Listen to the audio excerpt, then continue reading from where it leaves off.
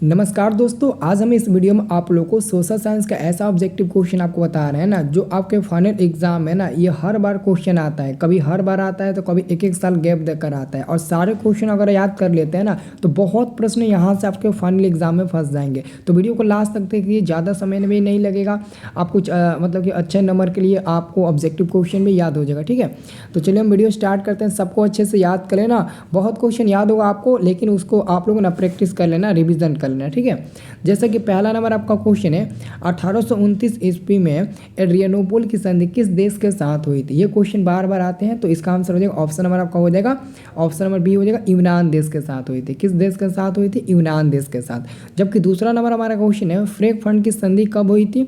तो याद रखना है, फ्रेग की संधि 1871 ईस्वी में हुई थी। कब हुआ था? 1871 ईस्वी में फ्रेग की संधि हुआ था। ये बहुत इंपॉर्टेंट क्वेश्चन है, ये क्वेश्चन हर साल आता है। ये जो है ना आपका 2 नंबर, ये हर साल क्वेश्चन आता है। ठीक है, और तीसरा नंबर क्वेश्चन देखिए। तीसरा नंबर क्वेश्चन बताने से पहले देखो दोस्तों, आप लोग का जो पेपर होता है ना, तो एग्ज़ाम से आधे घंटे पहले, कभी 45 मिनट पहले पेपर लीक का जो संभावना होता है ना, तो उसके लिए अगर आपको मदद चाहिए तो एक फ्री व्हाट्सअप ग्रुप है, बिल्कुल फ्री व्हाट्सअप ग्रुप है। किसी को बताना मत, आप चुपचाप जाकर वीडियो के डिस्क्रिप्शन में देखिए लिंक मिलेगा, आप उस लिंक पर क्लिक करके उस ग्रुप को ज्वाइन कर लीजिए। मैं कमेंट बॉक्स में भी उसका लिंक सेंड कर दूंगा, इसलिए व्हाट्सअप ग्रुप का लिंक सेंड करूँगा, क्योंकि व्हाट्सअप सब कोई चलाता है, इसलिए जितना अगर मदद होगा तो कर देंगे। लेकिन आप लोगों ने ज़्यादा इधर उधर बात मत फैलाइएगा। ठीक है ना, आप जाकर चुपचाप उसे ज्वाइन कर लीजिए। ठीक है, अपने व्हाट्सअप ग्रुप है और कोई आपका ज़्यादा दिक्कत नहीं होगा। ठीक है, तीसरा नंबर क्वेश्चन है, अप्रैल 33 किसने तैयार की थी? अप्रैल 33 किसने तैयार किया था? तो बाबू तीसरा का आंसर होगा लेनिन ने किया था। और याद रखना है, लेनिन की मृत्यु 1924 ईस्वी में हुआ था। अगर परीक्षा में पूछे ना, तो आप लोग इसका आंसर टिक लगा देना। दूसरा नंबर आपका चौथा नंबर क्वेश्चन है, पेट्रोग्राद की क्रांति, जिसको हम लोग फरवरी क्रांति बोलते हैं, के बाद रूस में सत्ता किसके हाथ में चला गया था? रूस के हाथ तक, रूस का जो सत्ता था ना, रूस का सत्ता वो किसके हाथ में चला गया था? तो याद रखना, क्रेंस्की के हाथ में चला गया था। आंसर आपका मिल जाएगा सी नंबर।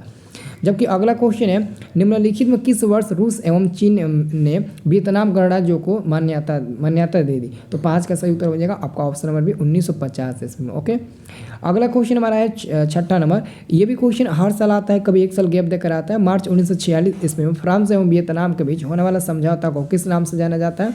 तो बाबू हनोई समझौता। कौन सा समझौता? हनोई समझौता। और जो हमारा जेनेवा समझौता है, ये हमारा 1954 ईस्वी में हुआ था। वो नहीं तो ये जरूर पूछेगा। ठीक है, अगला क्वेश्चन हमारा है कि भारत में खिलाफत आंदोलन कब और किस देश के शासक के समर्थन में शुरू हुआ था? तुर्की 1920 ईस्वी हो जाएगा ऑप्शन नंबर ए। सबनी अंगी आंदोलन कब और किस यात्रा से शुरू हुआ था? इसका भी आंसर हो जाएगा ऑप्शन नंबर ए 1920 ईस्वी। नहीं, भूज नहीं, डांडी होगा, 1930 ईस्वी होगा डांडी। 8 का आंसर क्या मिल जाएगा? सी नंबर मिल जाएगा। ओके, आप लोग याद रखना। अगला क्वेश्चन आपका 9 नंबर है कि औद्योगिक क्रांति सर्वप्रथम किस देश में हुई? औद्योगिक क्रांति सर्वप्रथम किस देश में हुई थी? इंग्लैंड में हुई थी। कहाँ पर हुआ था? इंग्लैंड में। ऑप्शन ए हो जाएगा। 10 नंबर क्वेश्चन है, निम्नलिखित में कौन औद्योगिक क्रांति का कारण नहीं था? तो 10 का सही आपका उत्तर मिल जाएगा ऑप्शन नंबर ए, धर्म सुधार आंदोलन। ठीक है, और अगर मैं 11 नंबर क्वेश्चन की बात करूं, तो आधुनिक काल से पूर्व शहरों की स्थापना के महत्वपूर्ण आधार थे। तो 11 का सही आपका उत्तर मिलेगा ऑप्शन नंबर आपका डी, क और ख दोनों, व्यापार और धर्म दोनों। ये क्वेश्चन 3-3 साल 2-2 साल गैप देकर आता है। ठीक है ना, इसको याद रखना। अगला क्वेश्चन तो आपका एग्जाम में हर साल आता है, गुटेनबर्ग का जन्म किस देश में हुआ था? जर्मनी में। या तो गुटेनबर्ग पूछेगा, या तो आपका क्या पूछेगा? कार्ल मार्क्स पूछेगा। तो कार्ल मार्क्स का भी जन्म जर्मनी में हुआ है, गुटेनबर्ग का भी जन्म जर्मनी में हुआ है। 13 नंबर क्वेश्चन है, सामाजिक विभाजन की निम्नलिखित में कौन सी अभिव्यक्तियां हैं? तो 13 का सही उत्तर मिल जाएगा आपका ऑप्शन नंबर डी मिल जाएगा, उपयुक्त सभी, धर्म जाति लिंग। ठीक है ना, याद रखना। अगला हमारा क्वेश्चन है आपका 14 नंबर कि भारतीय संविधान के किस अनुच्छेद में देश के सभी नागरिकों को स्वतंत्रता का मूल अधिकार दिया गया? मतलब खुला स्वतंत्रता का मूल अधिकार दिया गया। 14 का आंसर मिलेगा अनुच्छेद 19 में। ठीक है, पंचायत सचिव किस संस्था का सचिव होता है? तो 15 का आपका सही उत्तर मिलेगा ऑप्शन नंबर ए मिलेगा, ग्राम पंचायत का। ठीक है ना, ग्राम पंचायत का। अगला क्वेश्चन आपका है यहाँ पर, अगला क्वेश्चन आपका 16 नंबर है, वेस्ट इंडीज में किस वर्ष वेस्ट इंडीज संघ की स्थापना हुआ था? तो 16 का सही उत्तर मिलेगा ऑप्शन नंबर बी, 1958 ईस्वी में।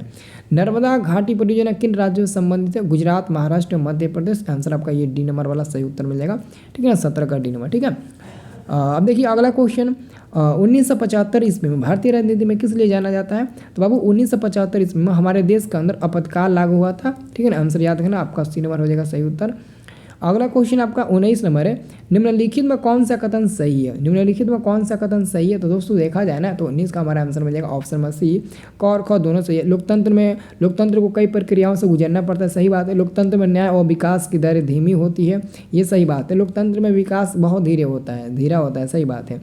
अगला क्वेश्चन है, लोकतांत्रिक व्यवस्थाओं में निम्नलिखित में किन मुद्दे पर सफलता पाई है? तो ऑप्शन नंबर आपका क्या हो जाएगा?